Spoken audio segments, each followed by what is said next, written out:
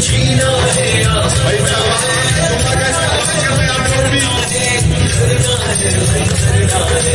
گھروں سے آج نکلنا ہے، زندگی کے چلنا ہے، جینا ہے یا مرنا ہے۔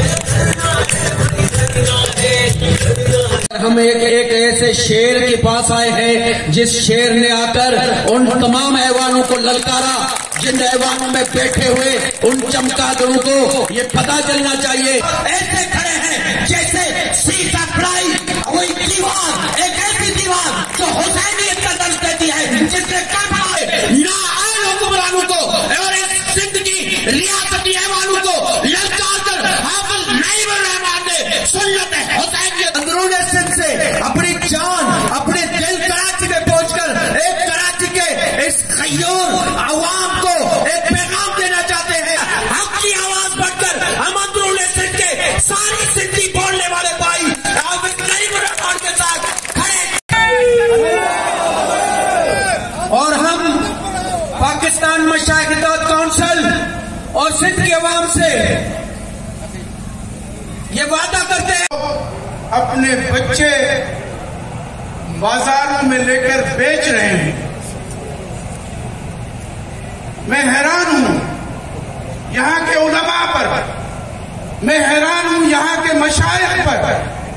کہ وہ کس طرح سکون کی نیند سوتے ہیں۔ ظالموں کو اس طرح دیکھ کر جب اس پلوں کے نیچے اس سردی میں، ٹھٹرتی ہوئی سردی میں بچے گداگری کرتے رہتے ہیں، جب گاڑیاں کسی جگہ پر کھڑی ہوتی ہیں تو ادھر سے ادھر سے چاروں طرف سے معصوم بچے جن کو اسکول جانا چاہیے، یہ ان کراچی عبداللہ شاہ غازی کا شہر ہے، کراچی مولو میر بہر علم و فضل کا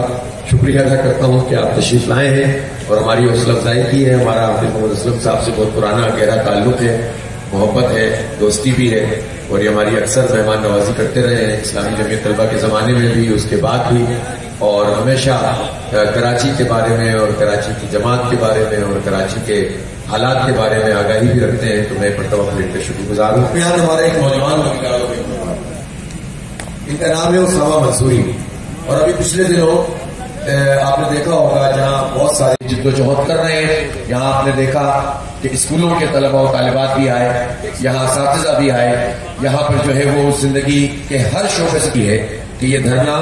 اب زندگی کے ہر شعبے کا دھرنا بن چکا ہے اور کراچی کے 3-3.5 کروڑ لوگوں کی نمائندگی کر رہا ہے۔ آج 18واں دن ہے اس دھرنے کا، اور ان 17 دنوں میں لوگوں نے مسلسل استقامت کا مظاہرہ کیا ہے۔ ہماری بات بہت واضح ہے، دو ٹوک ہے کہ ہم اپنی ذات کے لیے کچھ نہیں مانگ رہے، اپنی پارٹی کے لیے کچھ نہیں مانگ رہے، ہم شہر کے اختیار اور شہر کا حق مانگ رہے ہیں، وہ شہر کے جو پورے پاکستان کی معیشت میں اپنا حصہ ادا کرتا ہے، پاکستان کی خوشحالی میں کراچی کا بہت بڑا حصہ ہے۔ کراچی تعمیر و ترقی، اس کی